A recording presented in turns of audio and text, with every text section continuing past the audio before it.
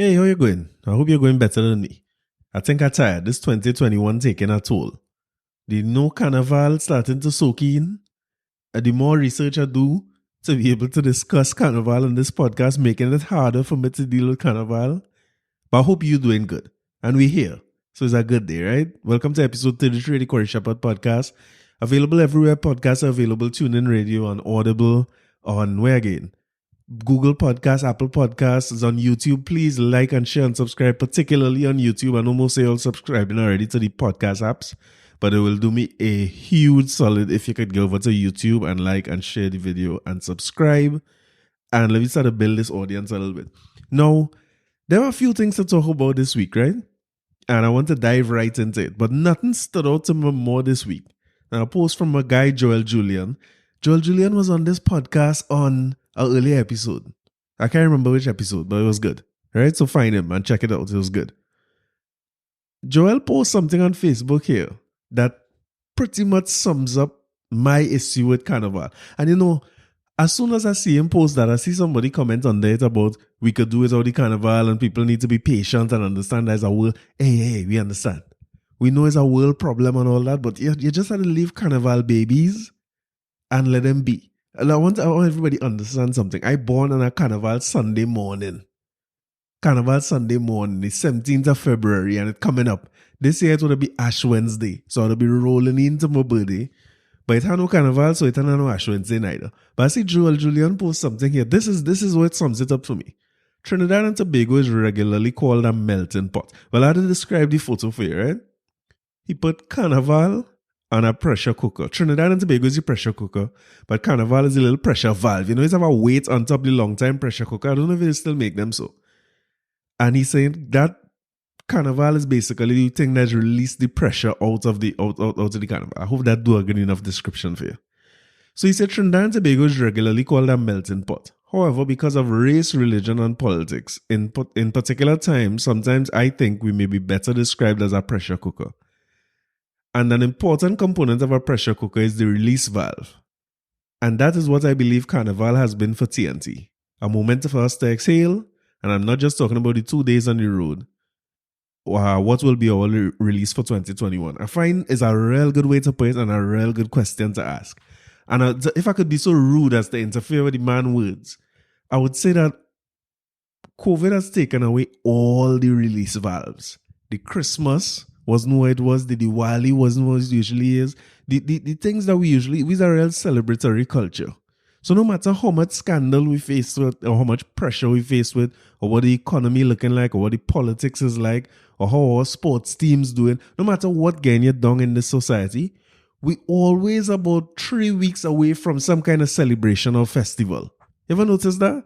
We always within reaching distance, we have something to look forward to. Eid coming up. It's a Hosea, it's a Easter, something always on the horizon where we could escape or as Joel put it, release the pressure. But boy, this time the pressure ain't releasing so easy. And I'm watching slowly but surely the economy had to be addressed there. We ain't really talking about it too much, but the borders just remaining closed forever and ever. And everybody who dependent on borders or tourism to do business, they under some pressure. And the bars still closed and they under some pressure. Everybody converting the bars into different types of businesses now slowly but surely. And the release valve not there.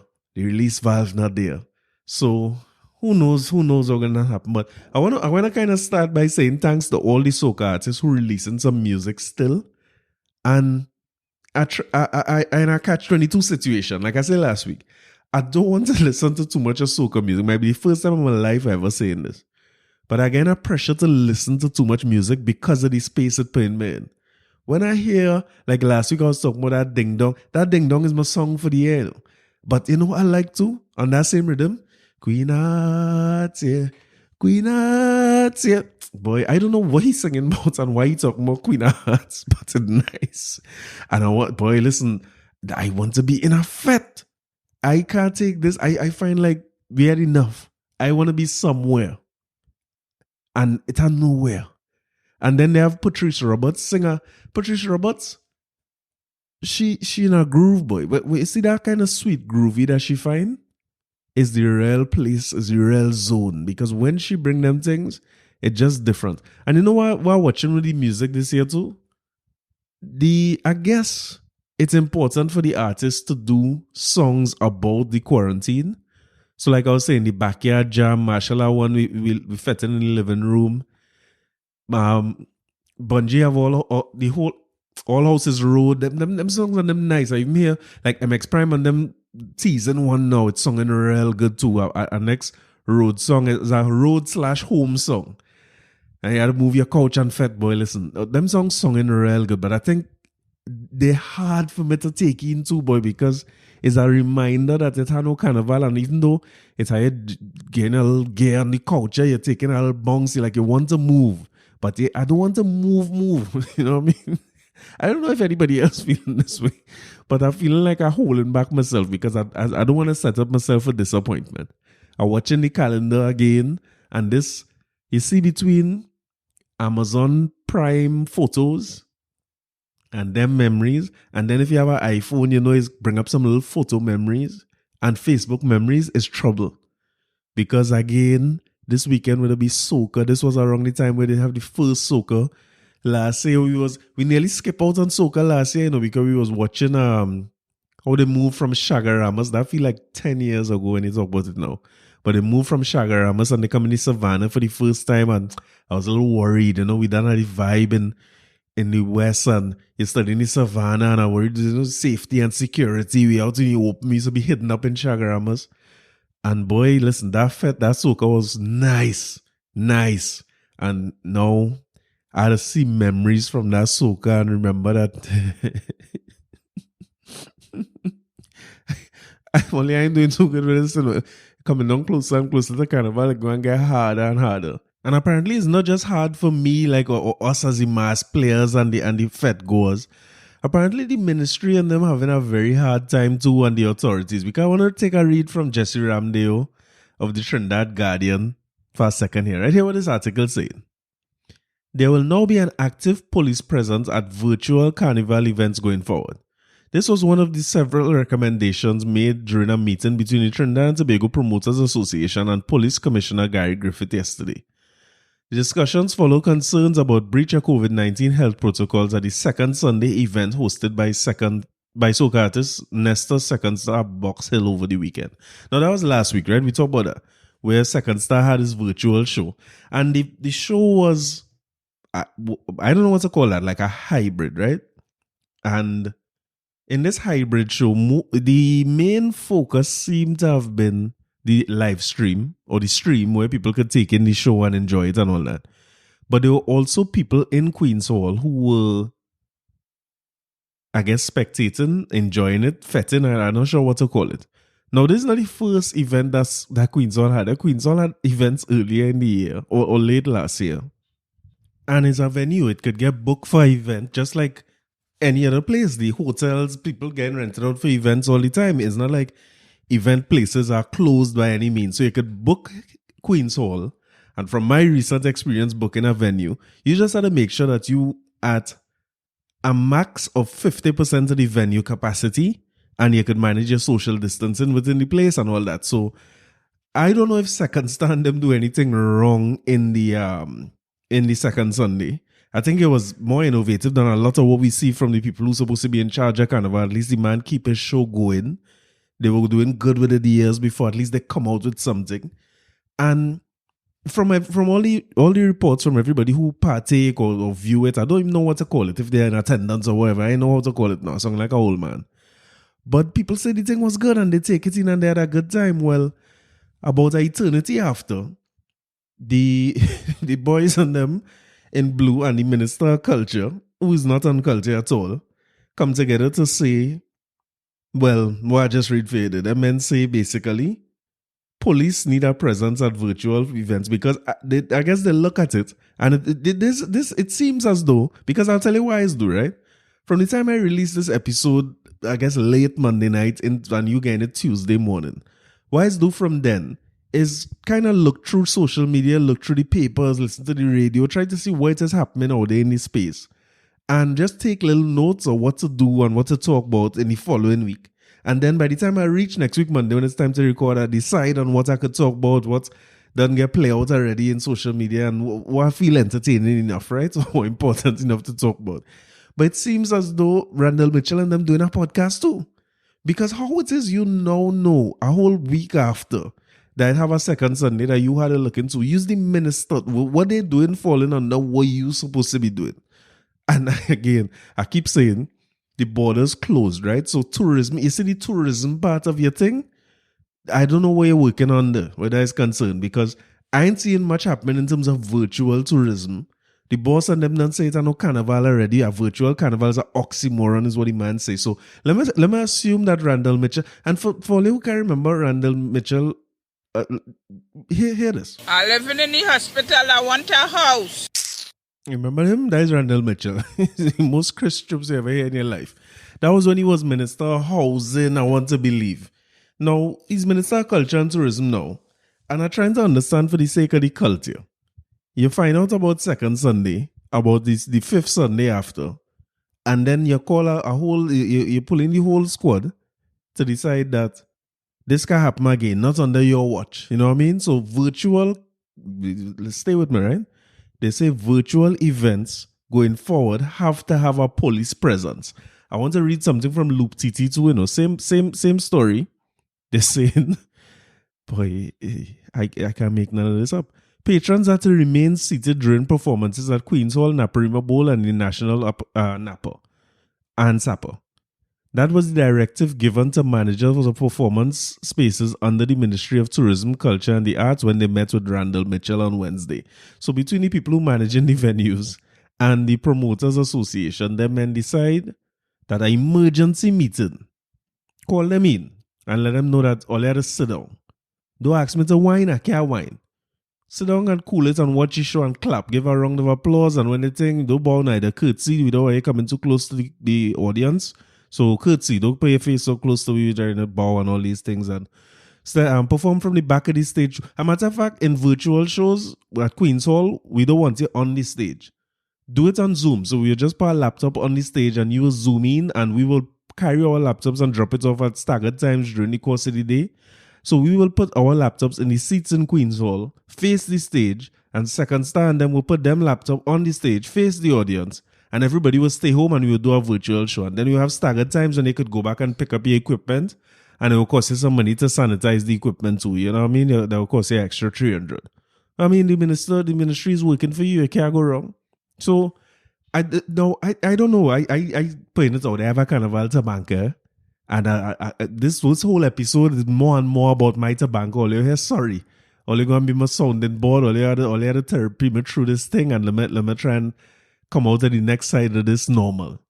But in the interim, I just looking at these things and trying to figure out who had the bigger Tabanca. Is me, the man who missing going to Fete and missing going to, and doing the responsible thing. I ain't trying to go no Fete neither, just missing it.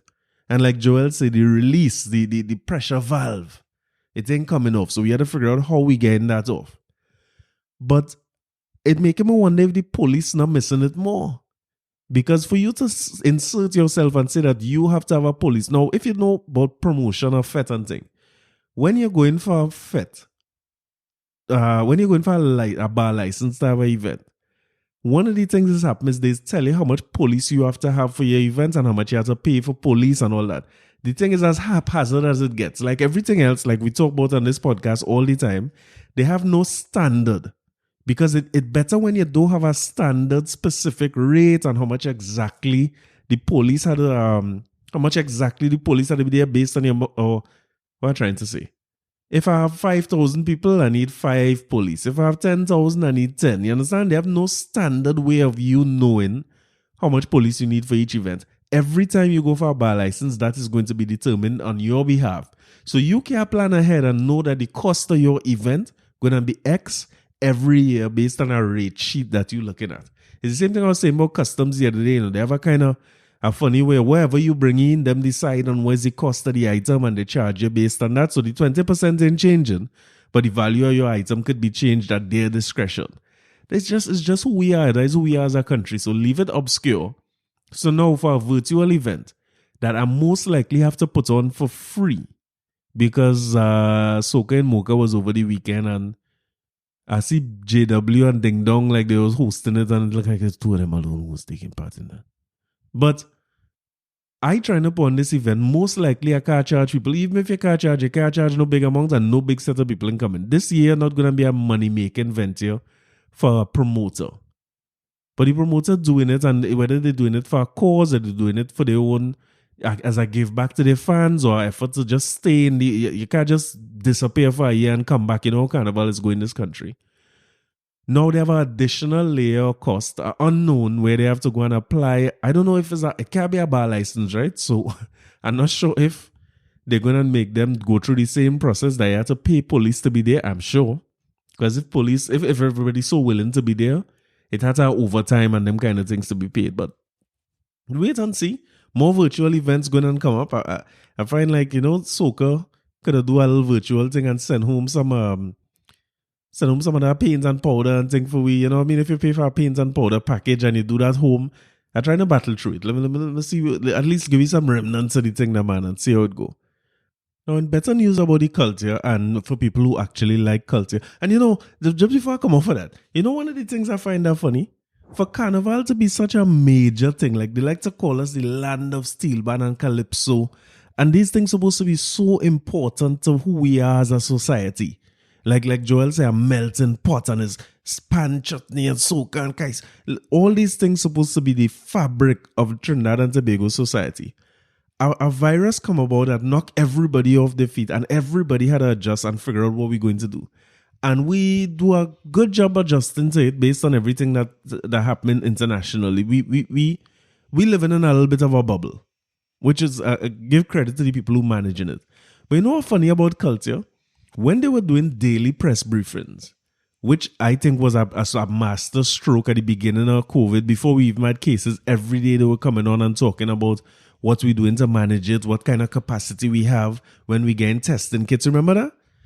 They bring the commissioner of police was there, the minister of energy was there, the minister of national security has been there, the minister of health. Somebody had to correct me if I'm wrong, but I never, in any of the press conferences that they have, and if they're doing it daily between March and now, you're starting to head towards 300 days of press conferences. And when they do them weekends, some days are 2. I have never seen the Minister of Culture sit down in any other meeting. Somebody go correct me, somebody go and tell me if I'm wrong about this. But it just shows you how important culture is to us. Because one of the biggest industries affected by what happened with COVID now is the entertainment industry. A big part of the entertainment industry in this country falls under our cultural activities. Whether it be religious festivals, is things like carnival, whatever the things are, they fall under that ministry. And when the announcement was made very, very early that carnival is cancelled and there will be no carnival in 2020, very assuredly, it was one of the things that we were most sure about when we were making announcements. The Minister of Culture was never there when the announcement was made to say, okay, yeah, carnival is cancelled, but what we will do about we're looking at virtual events because they have things that happen virtually out there already. That was I did not see them there at all. Sports was consulted when it came to CPL. I don't know how much else happened with sports, so I don't want to make it sound like sports have it easy and culture have it hard. But there's no the artists and the creators will tell you there's no love for the culture, but I personally say that they have no respect. It is not seen as something that is important. It's not seen as valuable. It is seen as party time. I don't know why it's so much contempt for people who, if you're not into carnival, what are you worried about me griping about carnival every day for? I like carnival. I vex it, I know carnival. And all the responsible thing I'm doing, I'm upset. And it's difficult. And if you don't like carnival, that's okay. You could go and go a virtual church camp or go a virtual, whatever you do when it have no carnival, you do that. Nobody's stopping you from doing what you have to do. But just showing you that it's a lack of respect. It's not taken seriously. It's not important to the powers that be, that culture be addressed in any way. It always happening after the fact, man, the head of downtown, where carnival is happening. The men have their own stage, which is a judging point for King and Queen, for the biggest big band of the year, and all the different size bands of the year. is a judging point for the road march and everything. You have that in downtown where you was the head of the man. you the downtown Owners and Merchants Association. And find out last week it had no carnival and talking about that. But again, the minister, he's where he is, so anybody else must fall in the same position. It really not that important, so we go pronouncing it after something happened and we reacted. But anyway, in better news and culture, salute to Dr. Len Boogsie Sharpe. Just after we recorded last week, this thing come out. I was so happy to see that, long overdue. So salute to Dr. Paul Keynes Douglas again, cultural icons, legends who create the culture, contribute to it, continuing to shape it. And I remember my father tell me at time, I was asking him, I was looking at a performance with, I want to say it's Kitchener in a Mardi Gras. And he had Boogsie Sharpe and Ken, Professor Fillmore on stage, God bless his soul. And we were looking at the performance and it was so good, boy. But Boogsie, he had a little pan shoot out. There had a few other pan men on stage as well. And I was asking Daddy, I said, well, who you feel better, boy, between Fillmore and Boogsie? He said, boy, Fillmore is one of the greatest I ever see. But he said, if you want to hear how bad Boogsie is, he tell me, go to Hollywood to their funeral and listen to something Boogsie play, boy. And I listened to that piece of music. It's almost impossible. It's almost like you forget. You know what listening to Boogsie is like for me sometimes? When Boogsie is soloing, you're forgetting you're listening to somebody playing an instrument. Sometimes it's just song like something that coming from nature. It's real hard for me to explain. Like, you ever hear like a chorus of birds and how beautiful the sound is, and it's song unplanned, unrehearsed, but just the beauty coming out of it is breathtaking. That's how it's be listening to Boogsie play sometimes. Boy, my God, Boogsie is next level. So salute to Boogsie Sharpe. I got to say Boogsie Fillmore. I in some trouble. I tell you, I was having a hard time. You know. Boogsie and Paul Keynes Douglas. Again, Paul Keynes Douglas, a legend in storytelling. When you sit down to listen to a Paul Keynes Douglas story long time, and when you're hearing a lot of that is radio, a lot of the time when we heard him coming up, we couldn't see him or hear the action. It's like somebody who's telling you a story. And like I always say when I talk about men like this, I'm standing on the shoulder of men like Paul Keynes Douglas. So when you hear his ability to tell stories and take you to places, and it's impossible when you're listening to Paul Keynes Douglas not to picture the people and the characters. When he described the clothes the person wearing and how they behaving and these place they in and stuff, is amazing that we have people that could do that. And these are the kind of things that we need to showcase more and more and more. But I heard again, a given time, we have time. We're looking at the 15th or 16th of February being Carnival. So I heard King Gypsy say that he is doing what the NCC is going to do for this Carnival is a certain amount of archiving and bringing out what we've done for Carnival past and put it to the forefront. I think it's a great idea. Given it time, we start weeks passing, so I'm not sure what coming out and what's the forum and how they're going to do it, but we're giving them time and let's see how it goes. So to Boogsie Sharpe, to Paul Keynes Douglas, again, salute. Now, as much as I like to give them flack, I had to give the police some credit because the police, what I see the police do over the last weekend is, in my mind, is a preparation for what's going to happen on Carnival weekend, right? From Carnival Saturday, probably Friday, no entries, all the way to Ash Wednesday. We know that the beach is going to be a state and the beach is going to be a venue for not just after party and rest and, what is called it again? Recovery. I forget what it's called, the thing when you go on the beach for last lap and thing. That happening, that coming. And also Carnival Monday and Tuesday, like what we see in No Man's Land, the beaches seem to be a good place to escape, especially when your boy Gary say, well, we don't know how much people come together. It could be people come separately and enjoying themselves, and we don't know who together and all that, which is a fear concern that the police have because it's difficult to prove anything like that. And we also saw it in Tyrico last week. So what I see the police do this weekend, Sergeant Alexander on his Instagram was too happy to boast and talk about it. But I find it was a good move. They frustrate everybody who was going Maracas. If you know Trinidad, heading up to the North Coast, Maracas, Tyrico, Las Cuevas, Blanchisha. There's always one road heading up there, right? If you're coming from the west. And what they do is basically had roadblocks, and then they make sure that people can't park on the side of the road, which they're not supposed to do anyway. They completely block off Tyrico. So you can't, if you know Tyrico, you can't really park anywhere else except when you drive down on that little strip heading down to the beach or on the roadside. So you was confined to either Maracas car park, Las Cuevas car park, or if you want to go further down to Blanchishes after you done sit down through some time in traffic, then maybe by the time you reach there you could park. But it caused plenty of people had to turn back, people had to rethink it and so on. I think it's a good exercise, like not police exercise, but it's a good practice for what's going to come over the carnival weekend. And I had to give the police credit for doing that because we, and I included myself, maybe I should put myself ahead of that line. If you don't police me sometimes, I go and make some mistakes and take some chances and do some things and put myself at risk. Like during the week this week, they had to police me this weekend.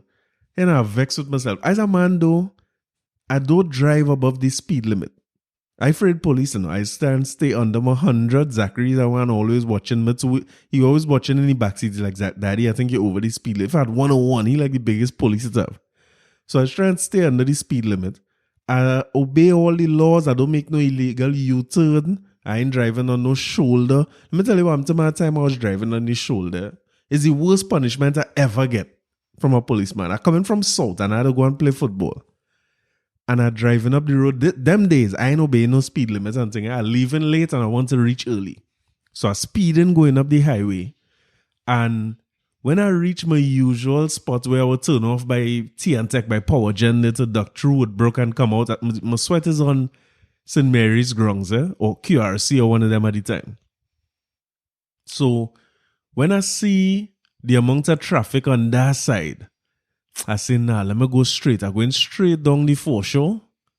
And from the foreshore, I would duck back through St. James. I think I might have forgotten my boots by my mother, so I was ducking back through the foreshore and make the little halfway illegal drive when you play like you're going to drive down by the fish market before peaks there and make a U-turn and come back onto Mukarap Road. I had this thing all figured out in my mind. Boy, when I pass this stadium and I see traffic so, from, you know, when you break the bend, after when you're heading past Flour Mills, that last traffic light, and you're making a big bend by Movie Tongue. As I make that bend, I see traffic all the way down. I say, wait here and stand still. I say, but why put myself in? I go miss my sweat. What shoulder for that? I duck through on the left and go and I take the shoulder and I pelting coming down the shoulder. And boy, as I coming down the road, I spot a policeman. This after I pass the lights, the next set of lights by Movie Tongue, like when you exit in Movie Tongue, I see a policeman up in the distance. Them days my eyesight good, I could see far. And I see a policeman. So here now, I duck back in the lane now. No, nobody didn't want to lay back in the lane because people don't vex you on the shoulder, rightfully so. But I squeeze my way back into the lane and I say, you know what? Let me just stay in the left lane where they could stop me going over in the right lane. I go on over in the right lane now and I's the most innocent man. I don't know what make me wind down all my glass. I thought that would have helped me too. I wind down all the glass in my car and I sit up straight if you see me trying to pass innocent. Boy, the policeman stopped the traffic in the left lane as if traffic was going so fast that he can't come and get me. That man stopped the traffic in the left lane, come over in the right lane, point, you know, there's point straight at your soul. And then pull me over, boy, make me drive back across, you know. A shame is one of the most embarrassing thing I ever went through. Because when you're on the side of the road now, people who in traffic and doing the right thing, glad to see you get pulled over. Because, I mean, looking back at it now, there's people who dealing with that every day must be heading home and seeing fools like me driving on the shoulder, putting everybody at risk and endangering themselves. Just to get past traffic and save time when they could do the right thing, you know what I mean? And you know, so vexed. I had to sit down on his side, and now the man say license and insurance. I take out my license and insurance. He said, brother, what you doing on the shoulder here? When I catch myself, everybody else who pull over there is taxi drivers and thing and PH men, them accustomed getting the ticket and thing. I said, boy, I said to tell you the truth. I was running late for sweat. I forget my boots thing. I tell you, man, the honest truth. As a man, once you catch me and thing, there's plenty truth in it. Once I get catch, there's heavy truth coming from then on. He says, so you doing all this, you got your football you want to play, and you look how fast you driving on the shoulder. If you damage somebody's car, if you bong somebody, something happened to you, how important that football is. I say, boy, I know I'm wrong. You know what I mean? That's nothing I could do. If I had to get a ticket, I had to get a ticket. He said, all right, hold on to your car here. Now, while I sit down there, he have a line of cars going and sort out. He gone with my license and insurance. And people passing, clapping. Great job telling the police. People passing and showing my middle finger. I say, well, what is this world? Why you have to be abused? Why I done wrong and I gave him a ticket already? No. The policeman who gone with my license and insurance, I ain't seeing him again. All I know, the man have a license and insurance. I ain't thinking, well, all right, you give me the ticket. And these days, them kind of ticket must be 100 or 200. It's no big money ticket like now. So I thinking, well, all right, so just give me the ticket and let me head out and I could still catch the end of the sweat.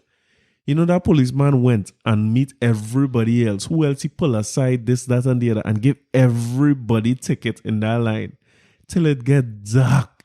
When and a couple times I see him as like, boss, you forget more him now, coming now. Every time I see you coming now. And when it get dark and thing, that man walk, he say, all right, brother, how you sweat looking? I say, well, sweat done, that is it. He say, all right, have a nice day. Don't drive on his shoulder again. The man never gave me the ticket to know it was worse than any ticket. Because if he had given me the ticket, to be honest, I would have just get out today, go and sweat and I'll pay my ticket and forget that. It's the worst punishment I ever get. And I feel that changed my attitude towards how I drive on the road and the kind of things I do. At times to a young stiller, I blaming everything on you, and I went, I think it used to have, we were doing a promotion for Digital Rising Stars. And it was up in a Rima, boy. And we must be had to the call time for the thing must be 5:30 in the morning. We had to go and set up early. I gone up there early. And we organize everything. And if you know Rising, well, people might have seen Rising Stars on TV, but what you know is to get a little 1 hour program. It's 6 and 7 hours, you're saying, down there watching rehearsals for is hundreds of people used to come out. So you're there from morning till evening with people who rehearsing and you're amazed to see that come down to a 1 hour show. But anyhow, we taking the show and everything and we working whole day.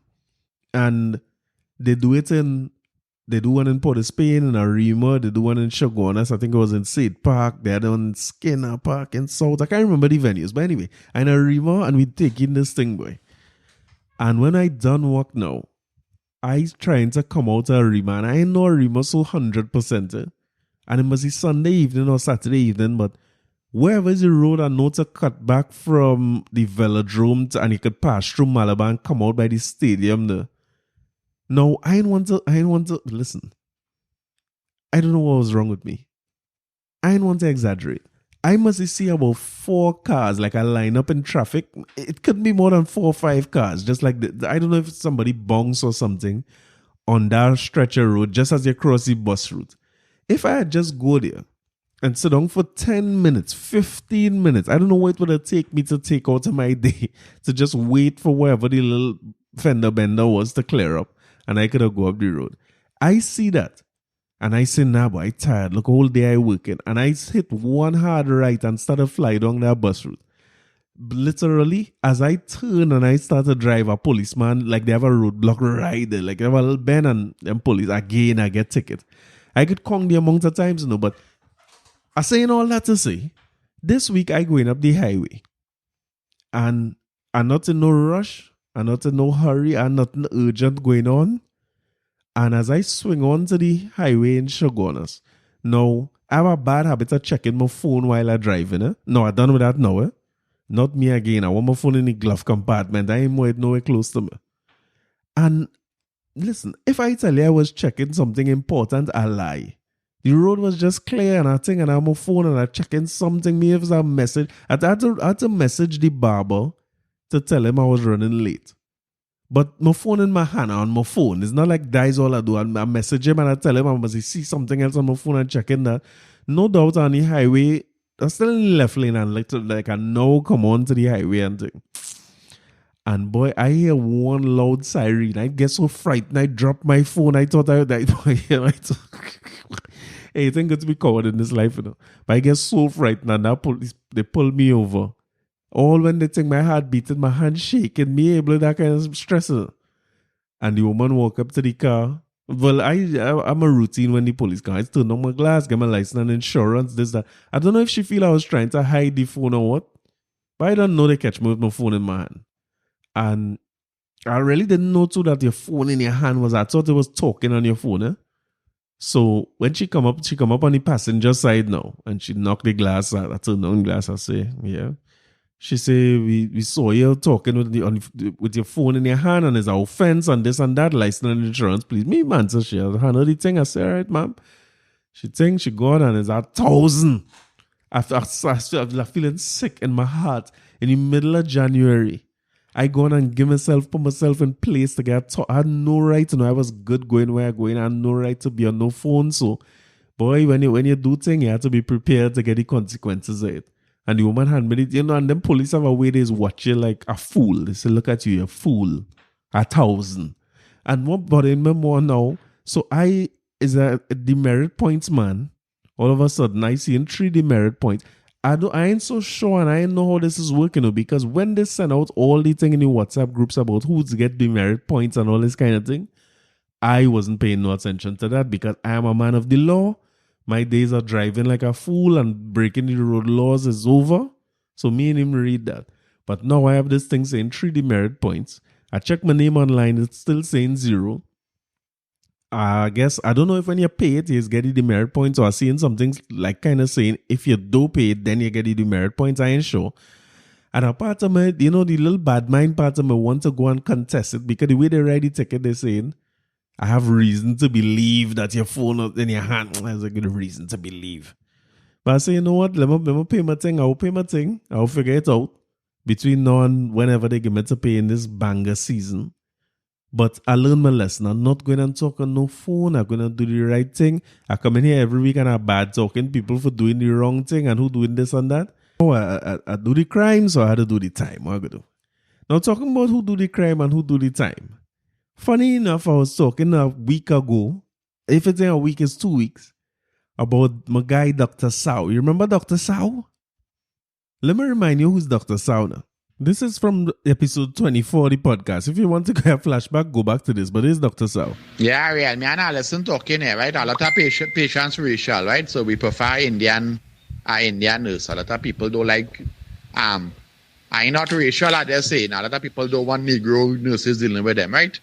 So I just had to do what is best for my business. As our vibes I just get, as I tell you. So just tell all them applicants, send a photo ID, please now. Like Tracy Charles. I don't know if Charles is Negro or Indian, but most likely is Negro or mixed, but I want to know. So tell Tracy Charles, send a photo ID, call she and tell she, please.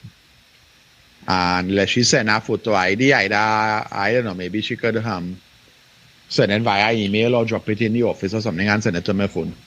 A picture, thanks. And all applicants, tell them, send a photo ID. Yeah, and me racial, but if you watch everybody who doing it is only Creole, no Indian, only Creoles do them thing. They have one to do, watch them. They go follow George Floyd in America and they want to kill and beat up people and rob people business and thing. And balling fucking Black Lives Matter. And there's get on like fucking monkey. Yeah, so that is Dr. Sawh, right? So the medical board has, I want to read this, because I don't want to get nothing wrong here, because these people and them, when you see you start a lawyer up, is all this mayhem when you see they coming through. But what makes the thing nice is that I was just asking about this last week because I really find it went quiet. And I want to hear from Dr. Delia Gabriel too, because in that same episode I was talking about Delia Gabriel and she had a racist rant and was removed as a doctor, is unable to practice, cannot get a job. But the medical board, let me go to CNC3 here for this story by Charlene Rampasad.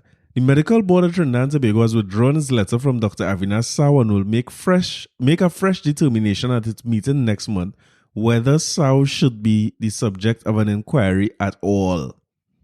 Now, it has something here. I want you to hear, Prasad was retracting the letter also. Yeah. Put Prasad, let me read the whole thing. I don't want to miss nothing. I want to sell it just how I buy it.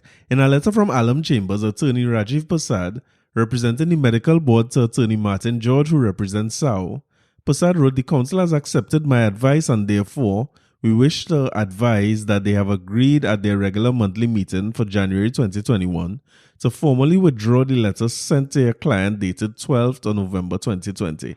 This was the letter to let him know that he was under review, if I'm not mistaken, right?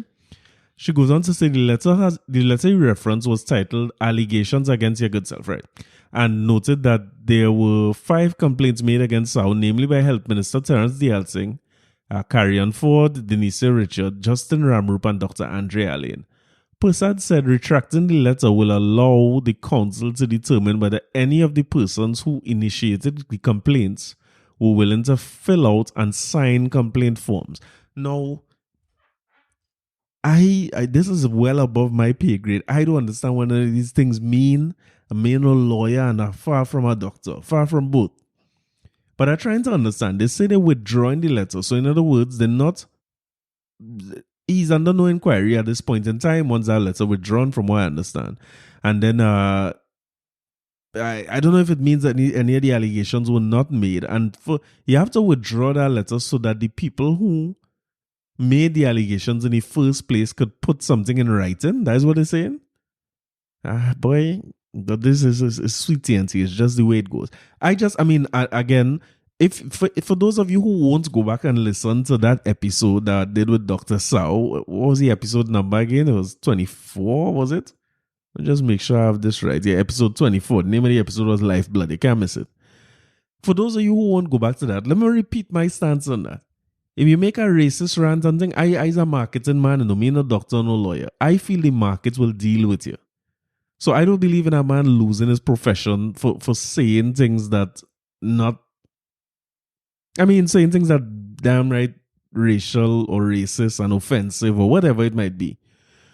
I don't believe in somebody losing the license to perform their job. That is the man profession and all that. And if that is the way you feel about black people, the best thing you could let me know is you vocalize it.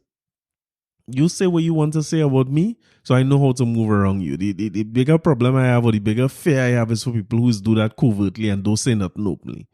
Now, people's stance might be different, because you might say that as a doctor with the OTT, you shouldn't say anything like that. Remember my partner Ramnanan Pamanan? Same kind of story. And I guess if I am unconscious and I end up somehow in the hands of Dr. Sawh, or worried for my life, if that is the way you see people, I didn't think you would give me the best of care.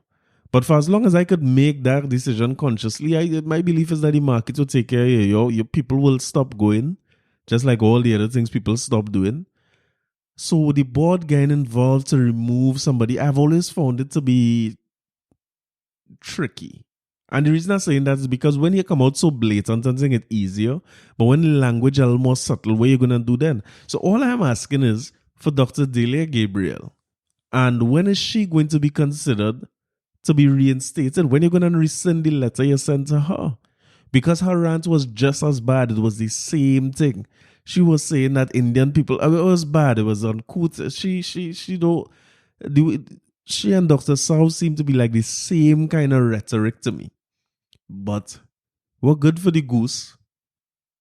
Good for the goose too. Always the same thing. So this is the same medical board that take away her license so she can't continue to practice and she had to find other jobs to do. But Dr. Sawh, so what it comes down to in this country, who are better lawyers? And it seems like so much of our issues come down to that same thing. Who have the better lawyers? If you have enough lawyers, you could argue away from anything.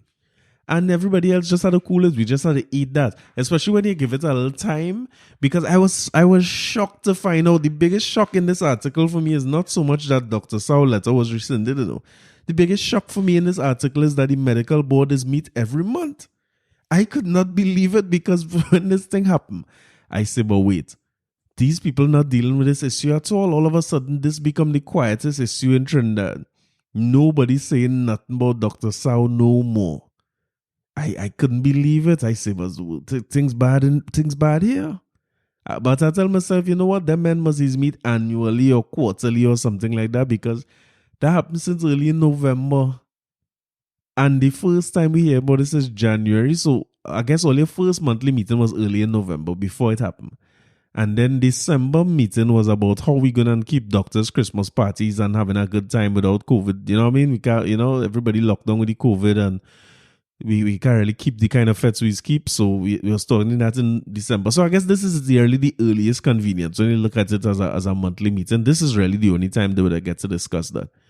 But I just want to know again what happened with Delia Gabriel. I was looking at her Facebook and her socials and things today, trying to figure out how she responded to this. I'm sure she will respond. And let me hear what she had to say. Let's hear what it is. Because again, what good for the goose? Good for the racist goose. If two all your racists together, all you go and be doctors together, man. Is either all you going and withdraw Dr. Sawh license and stop him from practicing as you would have done with Dr. Gabriel, or you're reinstating both of them.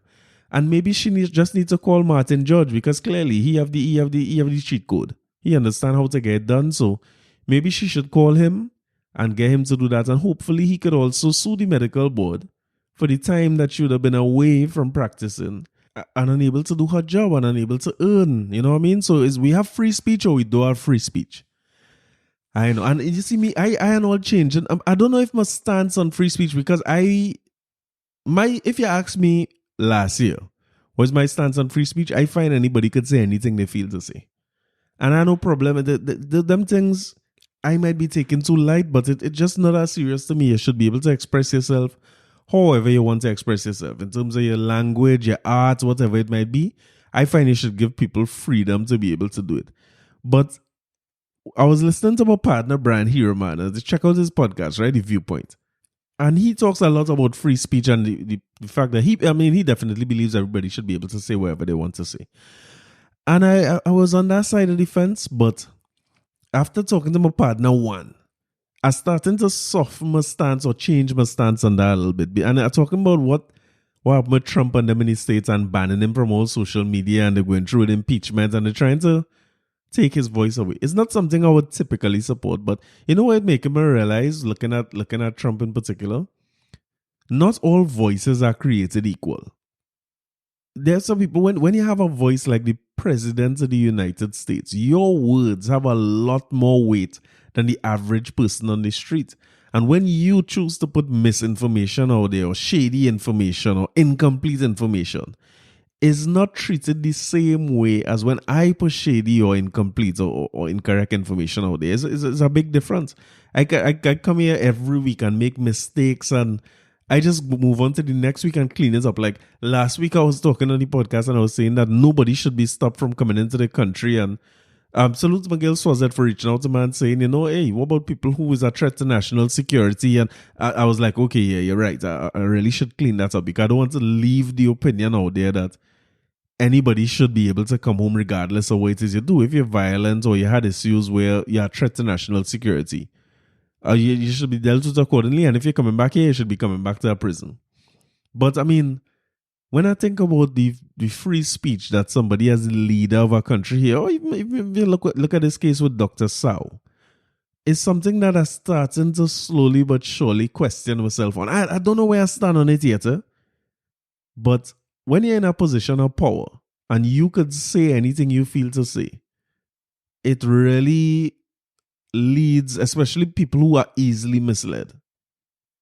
It can't be a good thing, is what I'm trying to say. So I'm trying to rationalize it, and maybe I'll come to a conclusion on that at some point, because my issue with limiting what people could say is how far do you go? Because you could go very, very far with that. And, at some point they will stop me. I like to talk. So at some point, if they're stopping people from talking, I'm in trouble. But I need some time on that. Maybe I need to live a little more and see a little more. But definitely, I think when you see Twitter and Facebook and them put a stop to some of the things that Trump was saying, especially in a time like this, especially because it leads to people behavior like what we saw in the Capitol building in Washington recently. I had to question myself as to how free is free speech. I just leave it as a question for now. Now I have a guest to bring in here, but I want to talk about one more thing before I bring in my guest. I bring in a guest to help me deal with this carnival depression I'm dealing with. But something now come across before I bring in this guy is amazing. I can't believe that I just hear what I hear in this life. And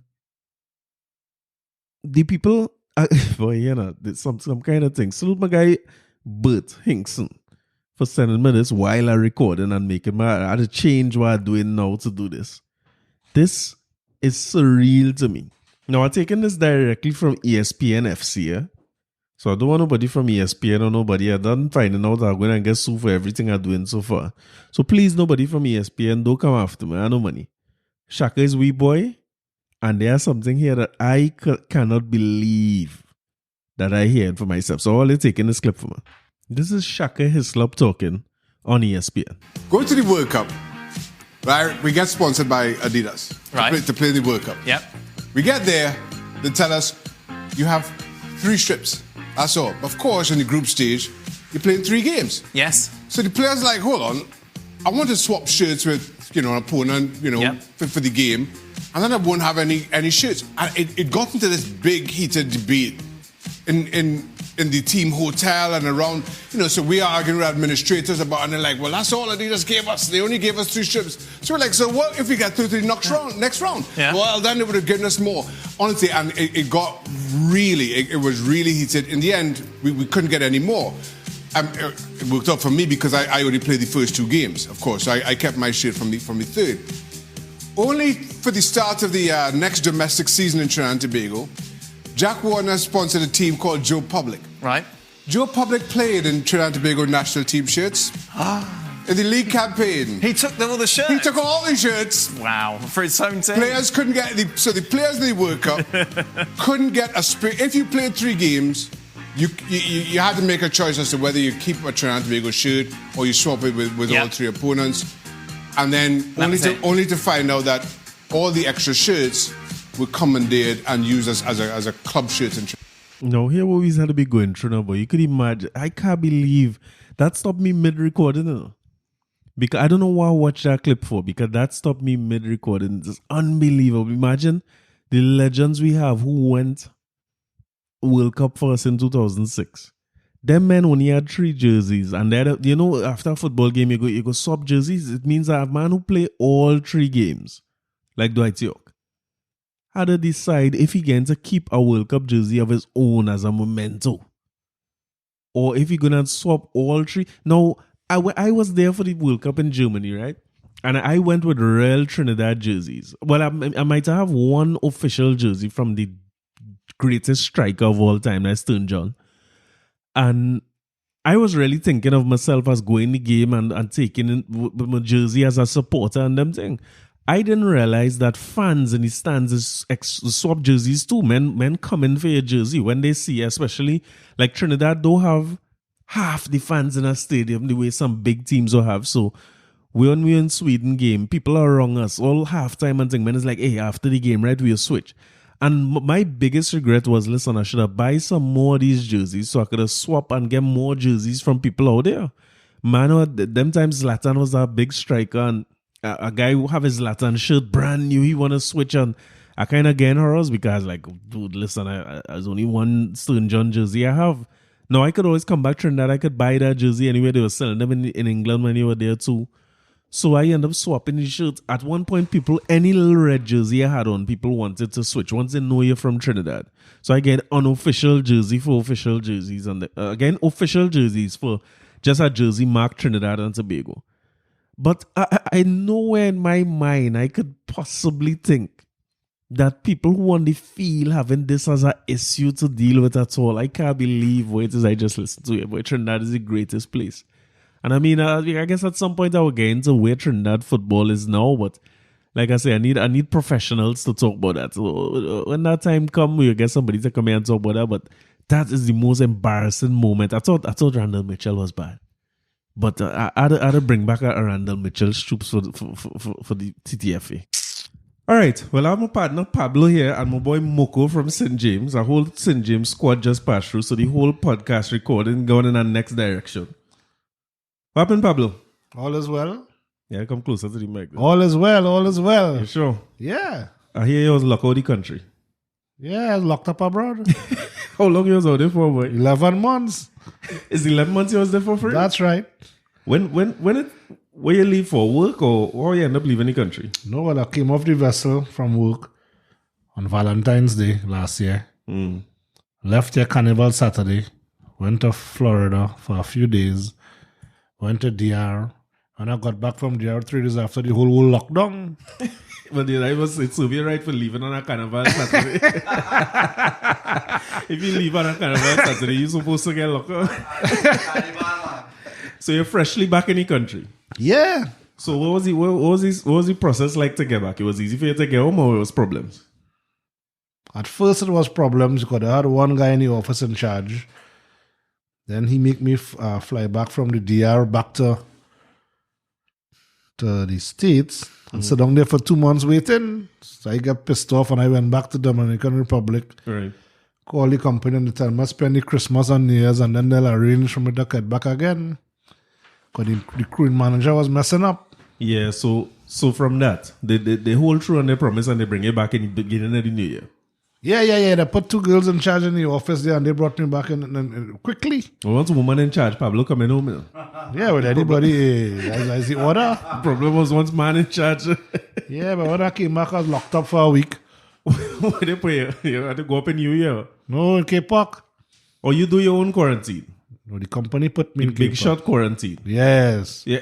It's small big shot. You don't make it sound that way. So what you had to do to come back? You had to get tested and all that before you come in? Yes, you had to have your test in hand, otherwise you can't board the flight. Ah. And then a week lockdown. Yeah, a week in prison. So how that was? The prison was bad, man. Wasn't too bad, man. Wasn't too bad.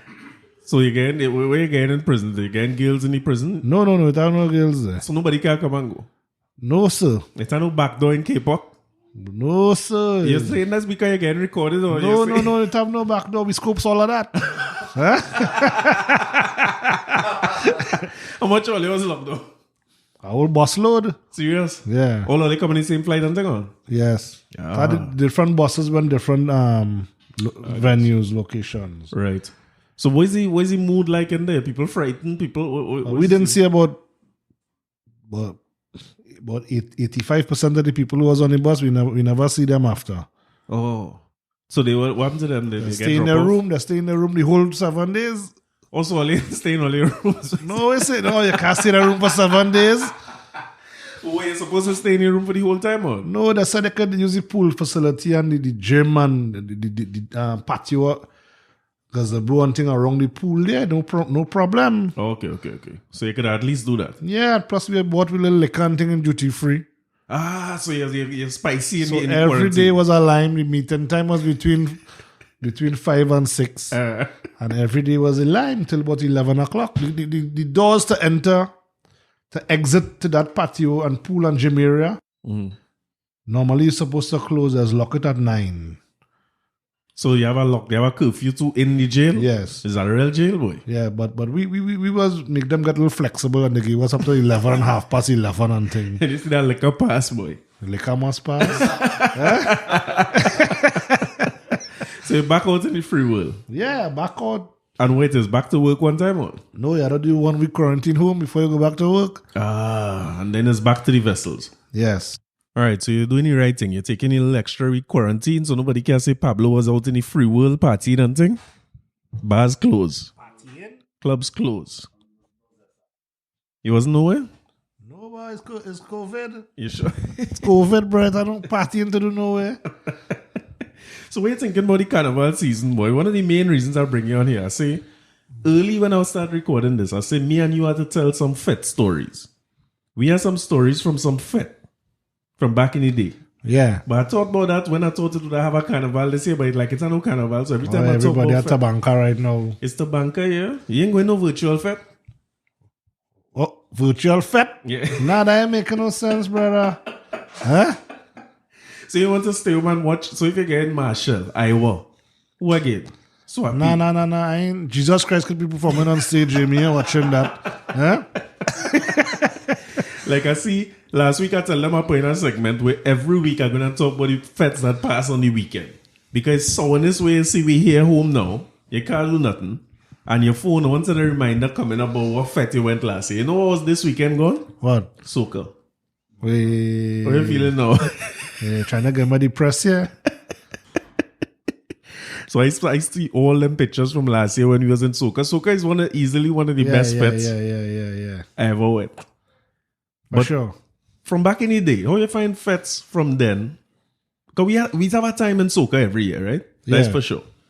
But from fets from then, where we used to go carnival season. You remember what fets we used to go, boy? Just start off with a fire. Fire was the start. Yeah. Fire you hearing song for the first time. All the public fets we used to go. All the services fet, I should say. Right? Fire licensing, Customs. customs. We used to Army. go. Army was bad. Brass was Well, brass is when one of the highlights. yeah, that the highlight. How you find the fet season from then compared to now, boy? Different. It's not only the fet season you have to compare it to, it's the money to enter the fet. How much you used to pay to go them fet Like back? $40 and $60 to go in the fet by. And you're buying it 6 days the most. 6 days the most. 6 days the most. And you could buy a small lime or Right. a big lime bag. Right? That white too. Which is a bottle. Yeah, right? The big lime is a bottle with a bag of ice and chasers, and the small lime is a half with Yeah, half some bag of ice. chaser and Yeah. some ice and Something is history. yeah, that's history for real. Because Yeah. Moko said right, you know, brass something used to be 60. 60. That was a big fet. Like the last price of brass, 60, I think. 60? All them bands and things. Boy. high advance tickets also. Yeah, well, and that was the thing too. You could used to get tickets early Yes. at a lower price. So we rushing them tickets. We know we did for sure. Yeah. And it didn't have a set of scenes to get tickets neither, but you just go by the venue or wherever they used to sell tickets. All the venues selling ticket outside. You remember when tickets used to be outside of the venue. Now you don't have that again. No. If you ain't buy a ticket in advance, the scalpers you have to deal with for $1 million for a ticket. Now you have new clothes to go off it. But that's a big difference too. That's a big difference too. You had to buy clothes to go for it. That was never a thing. Yeah, I had a partner there named Anthony.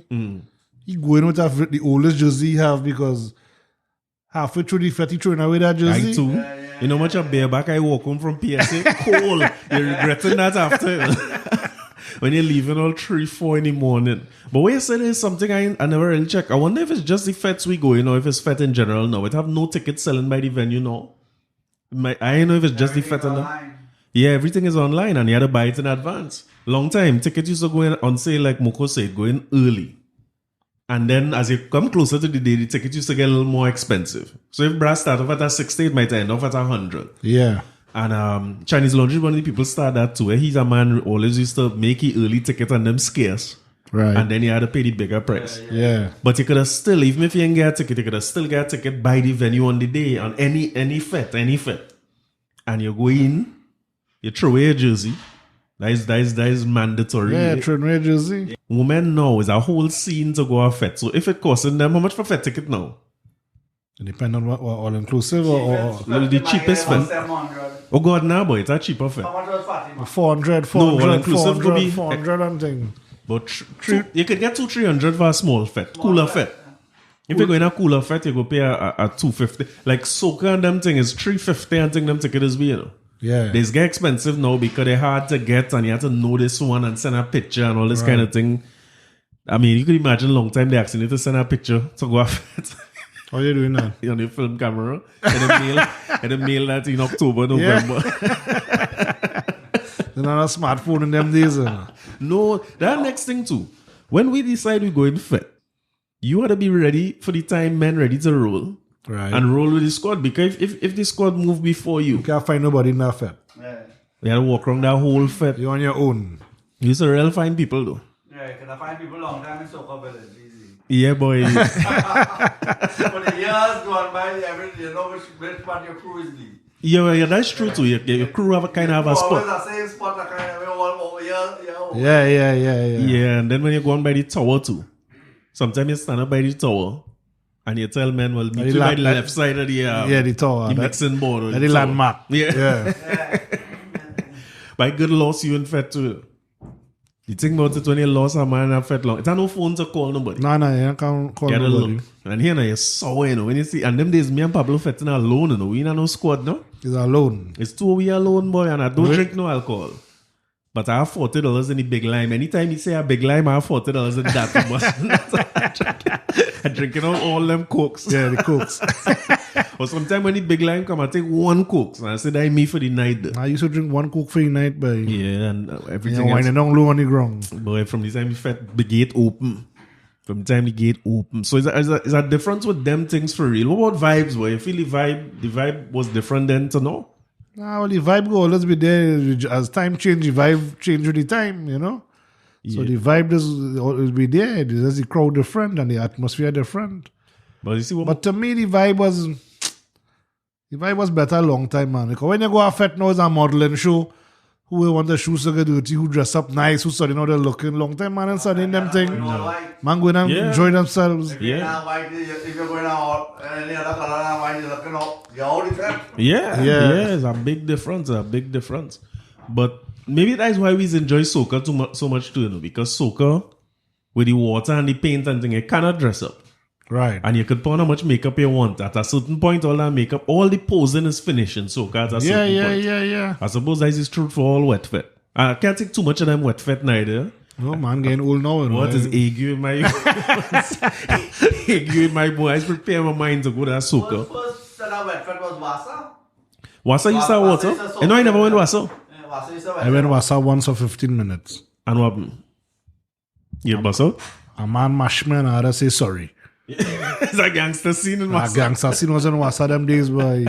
And the man only looking back at me after that ride through. I tell my wife, like, ride out, yes. I never went to Wassa. That was the back to front donkey days. The year back to front donkey. Yeah, Ronnie McIntosh, I the year I went Wassa.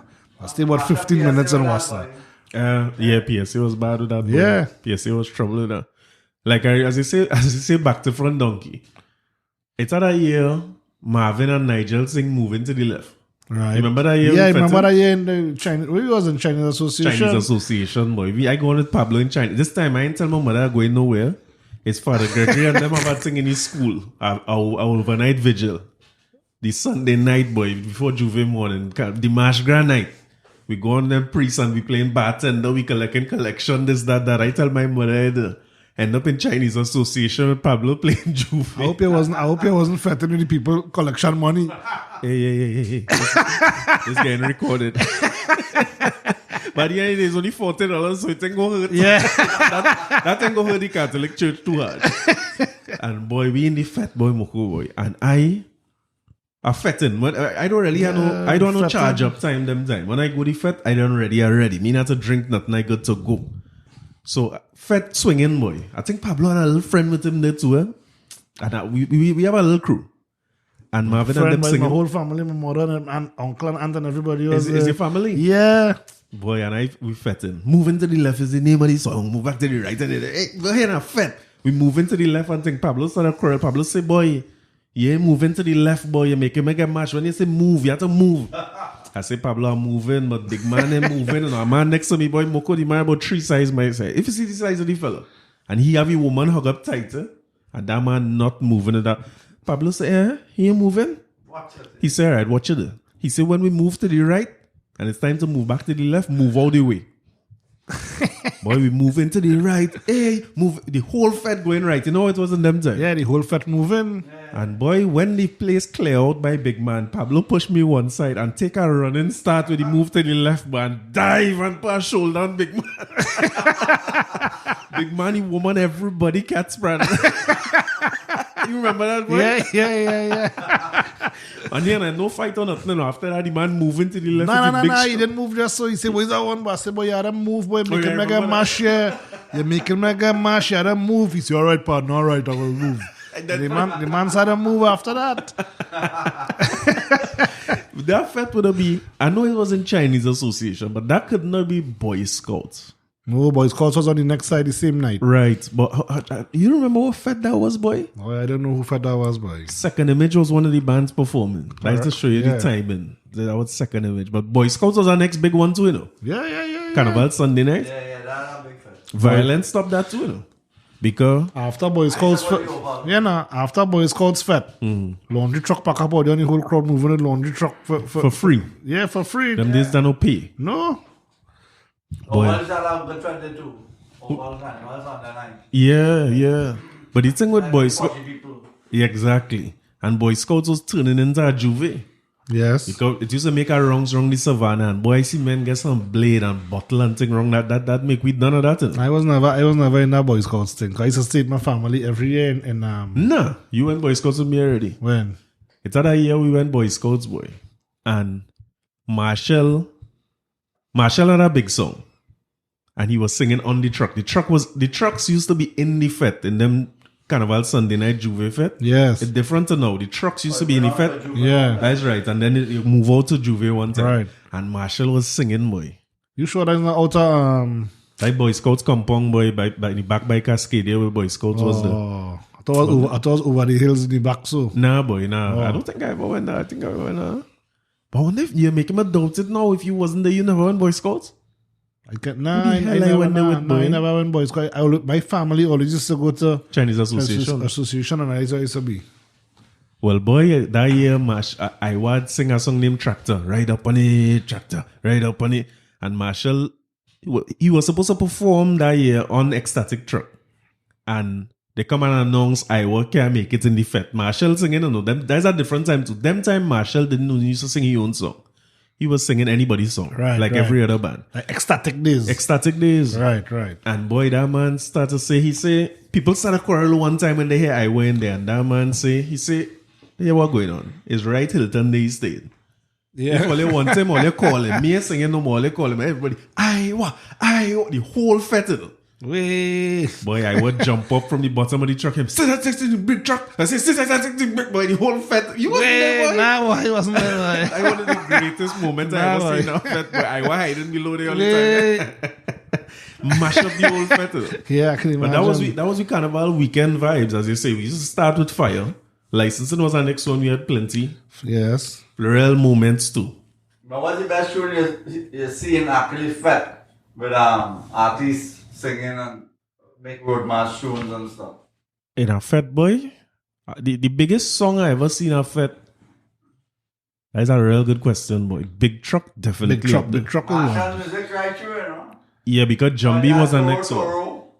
Toro. Toro was madness on the road more than in the Fete. In Pier 1 it was madness. Serious? Yeah. Toro was... Two-Face. Yeah, boy, you good, yeah, boy. Toro was them time Two-Face come out and think Yeah. that flag They thing run very into ridiculous. whole up Pier 1, right to that year. Yeah, when boy. you guys went in Footsteps. Footsteps. Footsteps Yeah. was big too, boy. Toro was bad. No, but Toro was bad on the road for Juve, you know? Toro was bad on the road the whole time, boy. Because he had sing a remix with Shaggy. Yeah, If you have the Mad Bull Fever. Yeah. And that year on the road, Marshall still was on the road them time. And all that bring the end of Marshall on the road, because you used to have so much revelers following the band. Right. Masqueraders used to leave the truck where Marshall was. Yeah. And that man had Ataclan.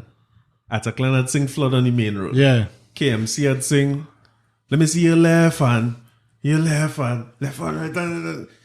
This carnival, oh, it's festival. Yeah. Huge. Yeah. Monster. Yeah. And them just rotating on that truck, boy. That was a big carnival in Wayne Rodriguez with Footsteps. Yeah. You hear this thing, Footstep, a police motorcycle roll over my foot, and with that footstep I on the ground. Me want to come off the ground.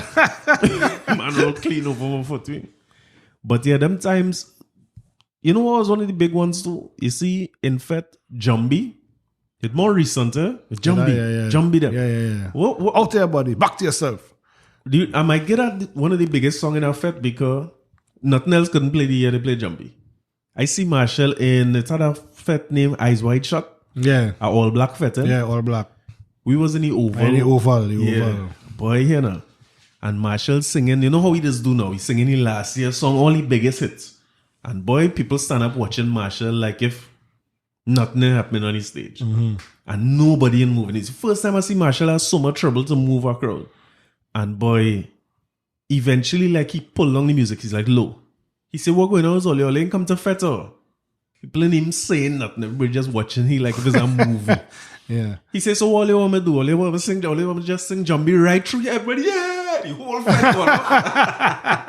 And man just stooped and went back to the music. That Jumbie was too big, boy. That was craziness. But I also see Marshall. You know, I'm to me and you in a Fete a year with Marshall, boy. A year we went brass. You remember when Marshall... Yeah, next Fete story too. It's at that time Marshall went away on some kind of contract for about 2 or 3 carnival, he missed out the whole carnival. He signed some kind of deal in the States. I don't know. With Sawh. Yeah, with Sony, that is right. Yeah. And the vibes wasn't really there. The carnival was nice still, but you're missing. Marshall used to get a high point in a carnival, and you're missing that high point, boy. And I with this man in brass, boy, we having a time, eh? And when Marshall, he was apparently with the contract with Sony, he was not supposed to perform in Trinidad contractually. And whatever was happening in brass, he had sing on a rhythm that year with a song named Elevator. She whining up, she whining down, whining low, following me around. The song wasn't that big, eh? But you ain't seen Marshall at all. Like the first song he released since he went to anything, and somebody bring him up on his stage in brass, boy. I say, Pablo, look, Marshall, boy, let we go up in front. For when we going up in front, Moko, thus, you can't breathe. The whole crowd reach up by the stage. But you can't breathe. I see Pablo cut my face, check it, going down the back. Like he wasn't dead. You know, the next day I telling him Marshall was in the fete. He said, Marshall was there. Yeah, that man drinking. I rum days and that man drinking rum. Man can't remember nothing next day. In the days gone by was to actually go up front. Yeah. Right in front by the stage. Yeah. But that we used to be. You're whining on, you're looking back as you No. Yeah. Defense was the spot. Nah, you can't do that again.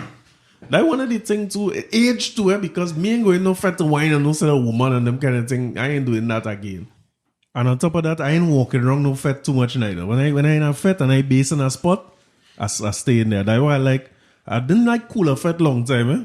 Like only carry me pair one cooler fete already.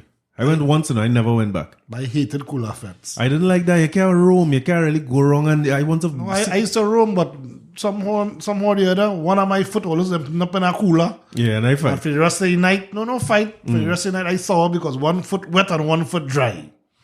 When he telling me about foot wet, I have a next fete story. You know. Licensing a year, boy. You know, we going you know what licensing is? Licensing was a bad design for a venue. Because you enter in the venue almost like you're coming from the back of the stage. Remember the stage used to be facing south then. Right, yeah. So when you're on Restaurant Roadside, you're behind the stage. Yes. So it always used to be a big bottleneck to come inside the fete. It was always a problem. And that end up being the end of licensing fete. Because yeah, it had a kind of small riot outside. Because so much trouble to get in, but crowd. We reach in the fete. We happy like pappy. We liming, we drink. Well, Pablo drinking. Me ain't drinking nothing. But we having a time. We in the ticket, like you say, Moko. We up in the front. Middle of fete and thing, Pablo say, hey, he behind me, eh? I done marking something in front of me. He behind me. He say, hey, I go and Peter. Me him turn around and say, all right, cool, because I time in a little bumper there.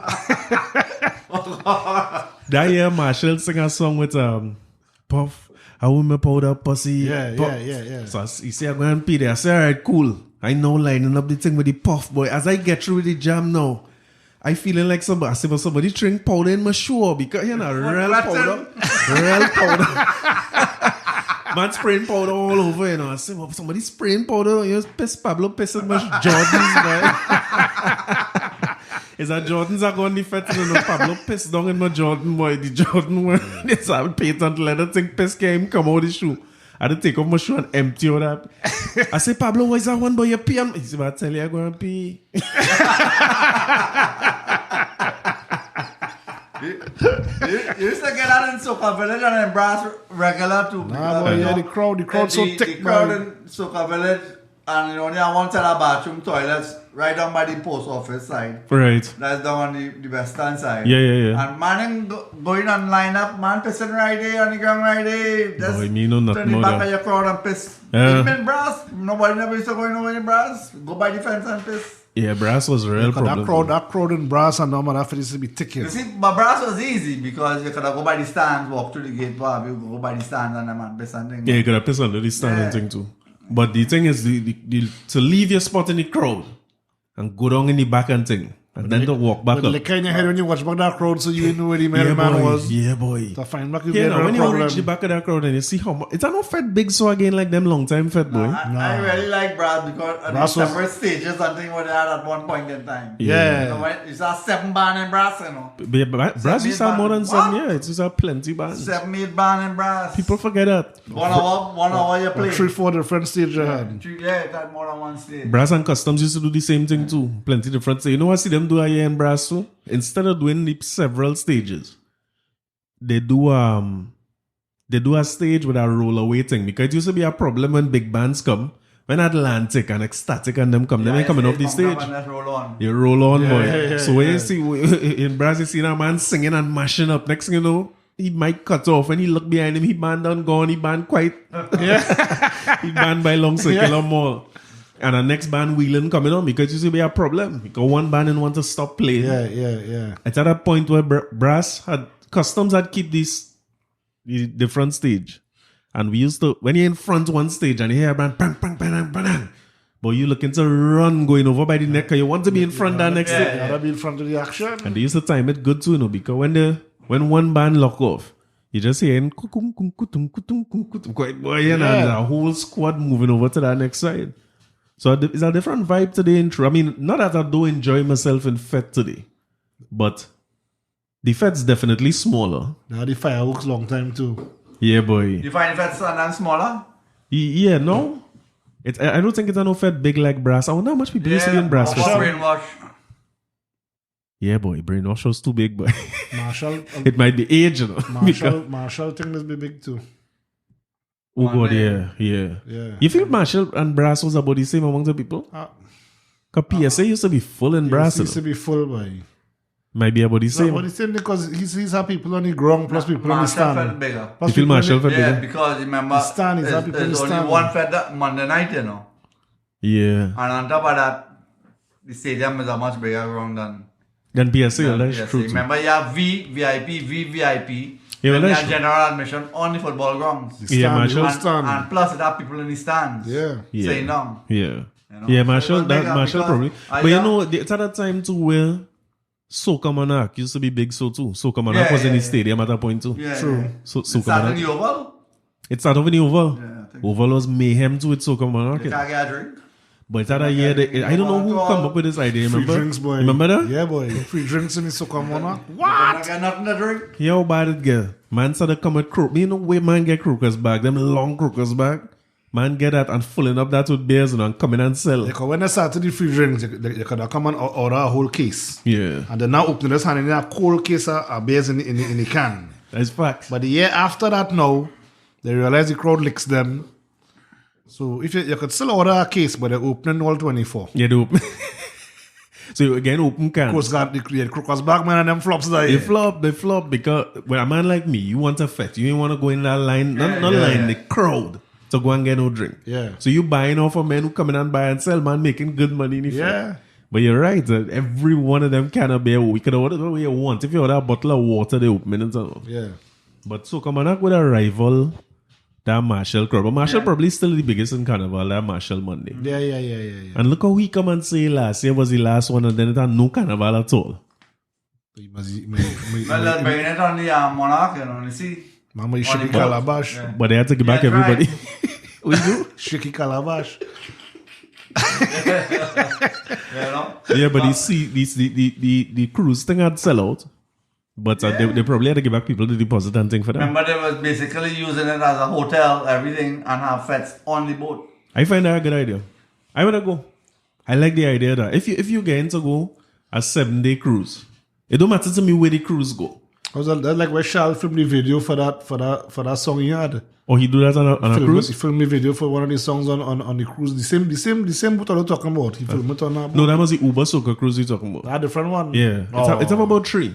But Marshall, this year would be the first year Marshall do their own. I'm not sure if it was supposed to be the end of last year or this year itself. It's this year, right? Yeah, this year. And it sell out within minutes. What people had paid was a deposit. Marshall has come out with his own one. Marshall his own and ship. Tribe. Tried. Yeah. Yeah. But Yeah, for That would me, be bad. you can't beat up on the ground fet. Yeah. Yeah, because it brings a different vibe. So was a cruise a literal cruise? A cruise. But here what How it many days? I ain't sure how much days it was, but let me say it's 7 days. I ain't that, you know. But it must be in that. And then to think about it, Moko, them if the cruise stopping in different places, you could have a fete on the ground too. Yeah. Imagine you pull up in a port early morning and it's breakfast party right there. I like that, you know. And everything all inclusive anyhow. You don't pay for a cruise. Everything all inclusive. That ain't gonna be bad. The only difference, you ain't really. But I guess a cruise is a real big place. I couldn't say you end up fetting with the same people right through, but a cruise is a real big boat. You ain't bound to see the same set of people over and over. You'll see different You faces. went on a different woman too. Yeah, different. Yeah. Yeah, it's a different time. On a boat, you ain't sure to see me back in your room again. I disappear for 2 days in the boat. I can Blame it on the alcohol. my head was bad. I couldn't find back the room. Tell them I piss in your shoe, all kind of thing. No, don't do that The only problem they might have with that is someone Trinidadian get drunk. They might want to go piss over the top of the Boy, man might end up overboard, boy. Overboard. It's Trinidadian, If you fall off a boat, what's happened, boy? Now they ain't have no arm. Basically, they might not have nobody on deck. Everything For goes down. fat cruise? Nah, boy, you're coming out on deck. They will close the entrance on the top deck. Oh. So what's happening when I use a boat, man? What's happening when a man go over? Yeah, Is there's it a free? boat, man. Top there's a boat, man. But I was never there with nobody overboard, brother. I don't know. I know. You already covered it, man, but there's a cruise on open sea. All talking about it. I just for that man, but he fit him this done. He gone up in bone land. Boy. That was the last carnival. Yeah, that was the last fet. No, but I'm missing that. Looking back at the fetes every weekend is a hard. I think if I wasn't recording this podcast, I probably would have tried my best not to pay attention to it, but I paid attention to it because of that. And when I see Soca was the last weekend, and the weekend before that would have been Black to Blue, you know, coming down to the last 2 weeks of carnival, people telling me that promoters still have things planned. Yeah, they have things planned. But you feel it's in person. Or that virtual shit. I can't do that virtual thing. Nah, I mean, I'm not into that, man. For me to have a virtual fete, it's better I have people home here and we lime in a virtual fete. So I put on that on a big system. Well, yeah, then invite That's some the people only how it over. happen. And you have a little small jam home. But I don't And understand they're how watching the people... virtual fed screen. Yeah. But I don't understand how people charging... What you charging me for? Just to see the performance? Pay for view. Nah, boy. I can't make that in a YouTube free, fete. brother, with all them video. Yeah, I could watch people perform. I could just pull up... Look, we talking about fete from a long time. You could go and watch If it's performances for a from cause, them. as you say earlier on, that better. But if it's not for no cause in a fete, what are you really paying for? Yeah. But if they send home a package home by you, they send a bottle of rum, some ice, some little cutters. That are paid for? Yeah, so you're paying at 300. You're getting access to see the performances and whatever. And you're seeing other people on the Zoom call having fun home by them too. I don't know if that have value. What do you mean? I alone in my house or something? Well, I don't know who home by you. I don't know who home by you. Huh? You have to control what's going on home. But they send a bottle and a thing. But I ain't know, boy. That's an all can work, no? I could get a bottle by any grocery on the main road for plenty cheaper than a what bride met a bottle, but Nah, bad bribe. yeah. But the thing about it is, I feel coming closer down to that last week of Carnival is when the Tabanca really kick in. Yeah. Because Carnival Monday and Tuesday, feel people going to work, boy? But like that, my boss man say he might know Monday and Tuesday. Oh, so you free? That we say, I don't know how true. Because they're planning a Juve. In St. James? Don't say that too hard now. Better we cut out that part.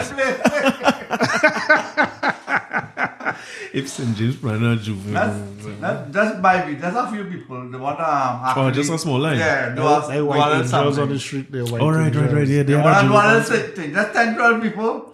Because we occupied the other opposite. Dengue Street. We were just in and out because we had a barbecue there recently. So we want to just have a little lime. That good, If it's a man. lime, but you're coming over there to the morning costume, you know?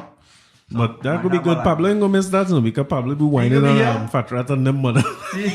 What kind of entertainment thing you're saying on the people radio there, boy? God bless his soul. So he wasn't that not true. I was marking it. I didn't mind on it.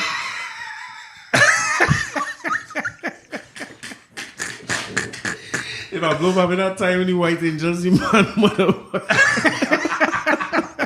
But all that Juve morning, people gonna be sour in this country. You see what I see the police do yesterday? You see what the police do? They lock down Tyrico. So you couldn't drive on at all. Wow. I understand that you could have still park. You couldn't park on the road at all. You had to park in Maracas car park or up in Las Cuevas car park, and you could walk down on the beach. But Rico don't really have place to park unless you drive down on the beach or you park on the roadside. Right. So that anybody who want to go to Rico, that was it. Because I think last week they had. It looked to me like if people went on the beach, it had crews who go on the beach, but somebody opened up a sound system. Must be their car or whatever. Oh, that one went on. That's what it looked like to me. But in Trinidad, forget COVID and thing. There's a fete on any other day. Yeah. You go on the beach and music. It come like my Uncle Sam's. Them just used to play music hard. People fetting and thing. No? Yeah. So the police. The only how they come is the Juve because if they lock down, the same way they locking down by 10 o'clock. If they locking down by 10 o'clock, people go be on the road. Yeah. Don't care what. They will come out with a car, have music playing. I feel so. But they don't have enough police to stop everybody, you know. No, they can't I stop feel everybody. they definitely had to lock down the beaches. That's an easy one because if you send police Shagarama side, North Coast, all Can't lock it down. but you could frustrate people from You going send there. them to Parliament.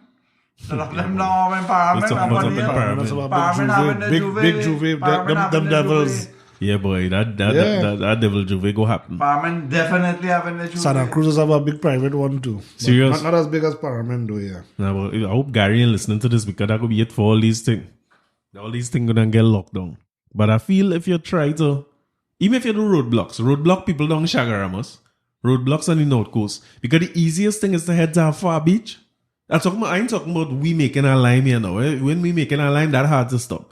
But if a man try to put on a party, then a carnival fete, the beach is one of the best places. You see no man's land. People went and fete. They didn't really do nothing. So if you go to Bago for the carnival and you have something on the beach there, who come in for you? That's a good question. What they go and do? Policeman got to come and throw away. Oh, you mean if he glad? So he ain't at a banker too?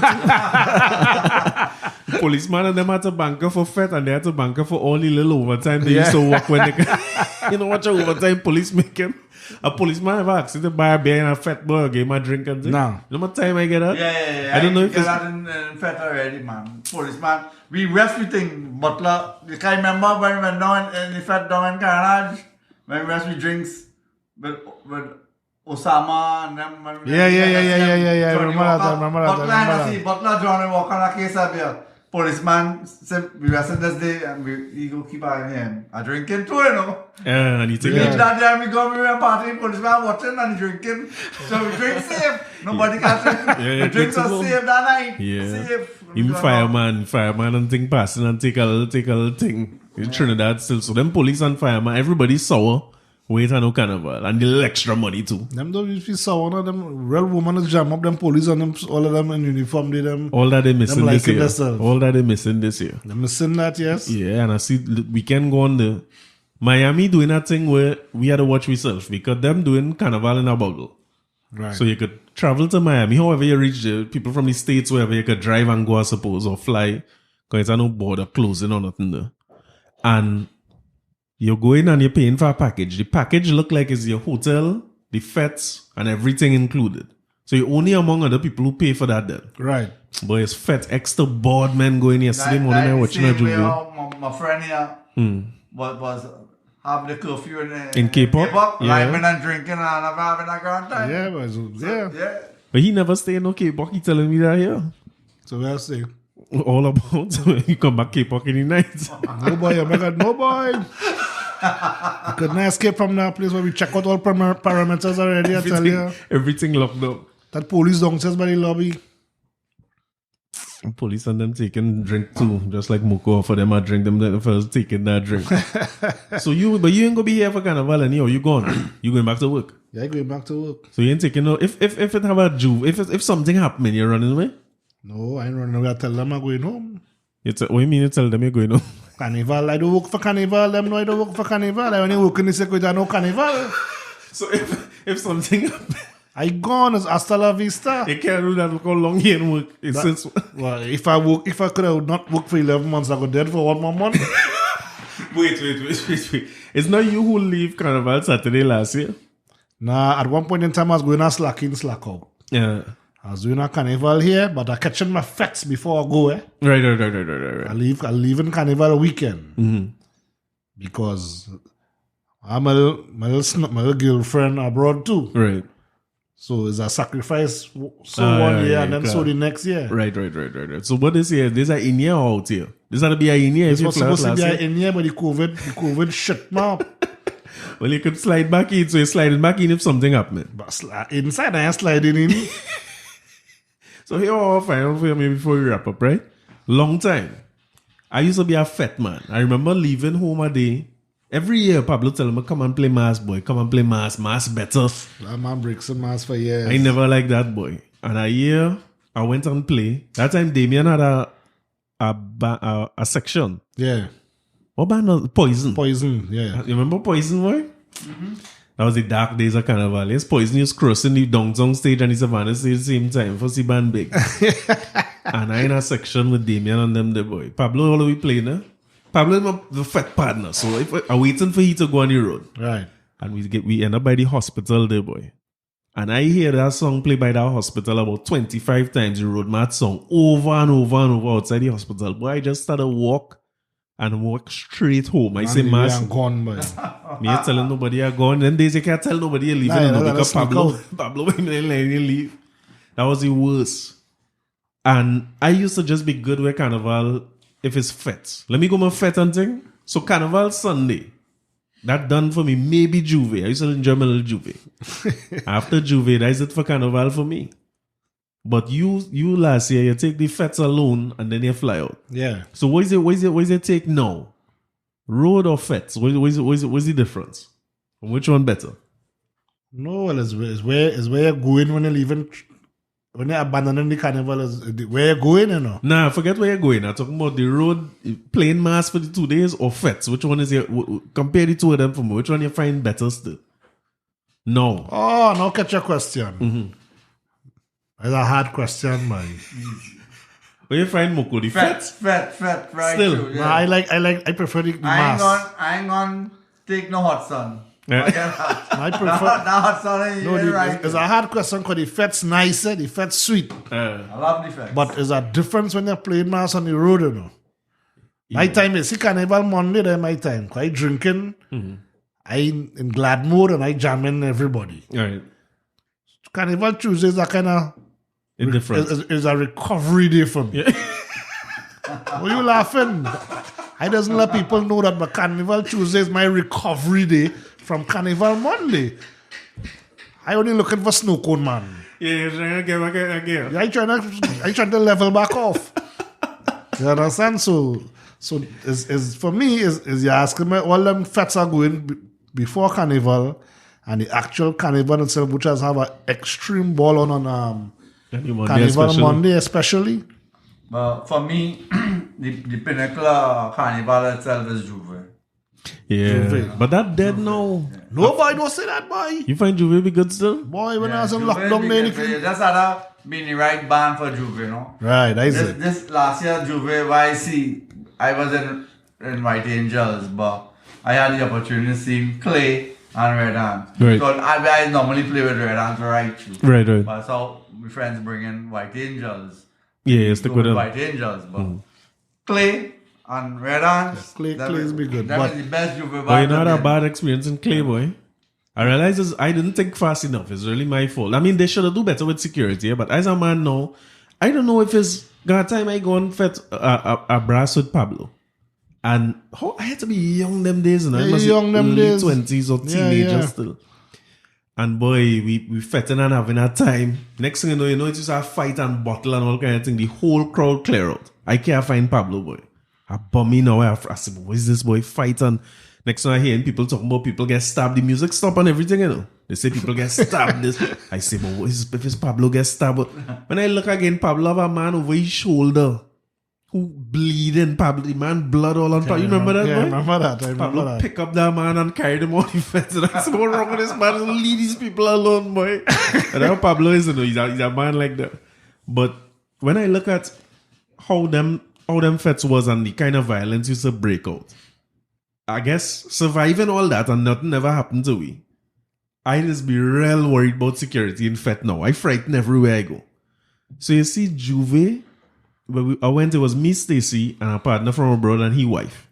And I gone with Clay. They say Clay so good and this and that. I say, right, we'll go move with Clay. We fed hard whole weekend. I can't even wake up the Monday morning to go. But when we go, the vibe's nice. They start off right by Drink Bar there in Woodbrook. Right. Boy, as they turn the bend on Track Reed Road to head up by the Oval there, people storm the band. Boy, that's the problem with Juve bands, boy. They should never pass on them routes, boy. Yeah. You know, hundreds of youth men, boy. If you see man grabbing Stacy hand, man, I say, well, what is this? Are you in a band with thing? People say so good and thing with security. So much people around the drink truck, you can't get a drink. Because Stormers now trying to get drinks, you know. But I realize it's me who didn't think fast enough because what happened was security breakdown. They couldn't control the people there. Right.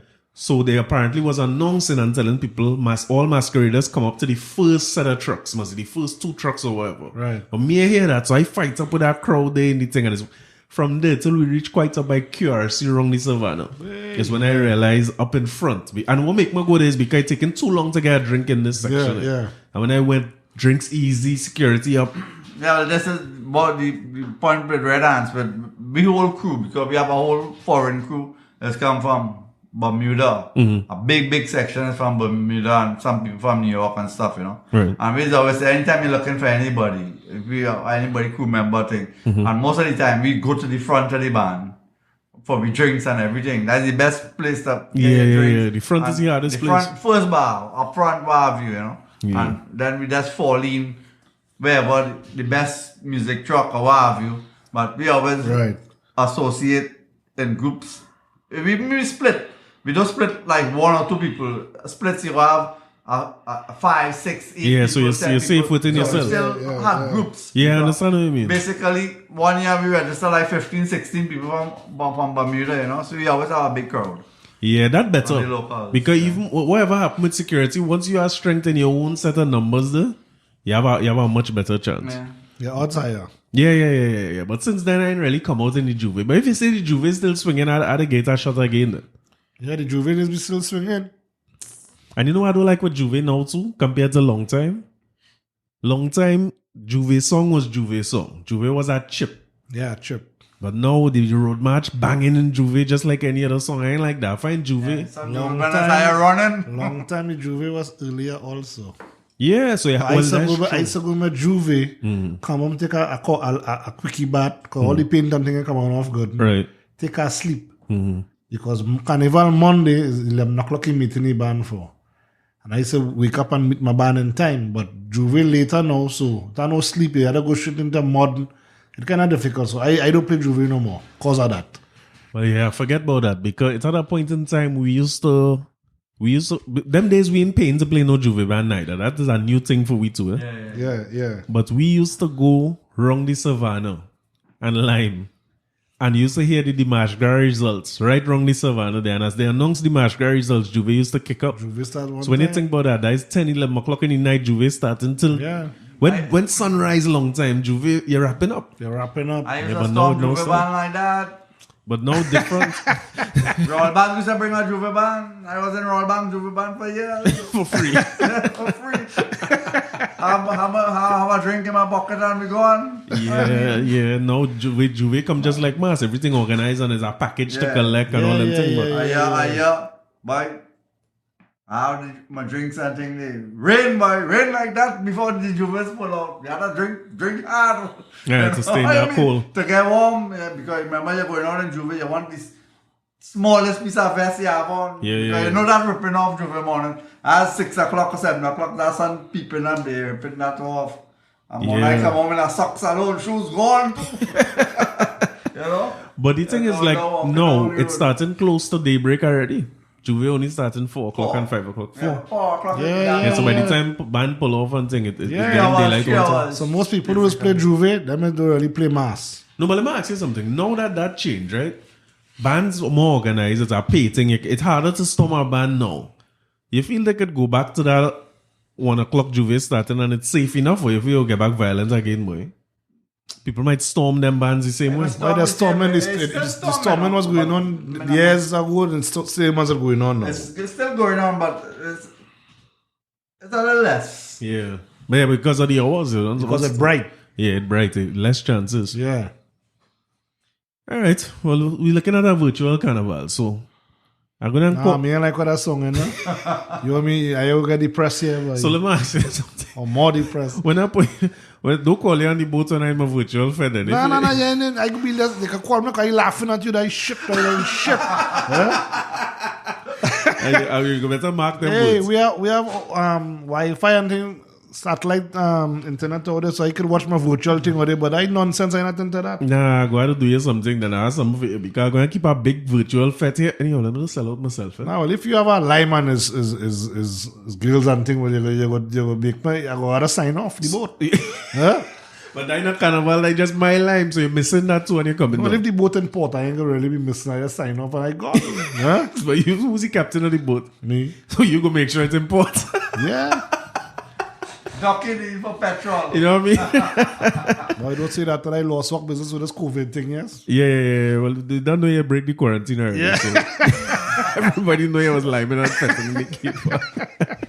All right, brother. It was good to have you here for the first time. Come back again, You wanna come back again? Next topic. Nah, more fet stories. All right, And all next topic. Right. All right, cool. All right, well, I hope all you enjoyed that. That's my boy Pablo passing through. So long I'm trying to get Pablo here, but he back. And he committed to coming on. So we have our next regular guest. So everybody have a great week. I'll talk to you all next week. Thanks for listening.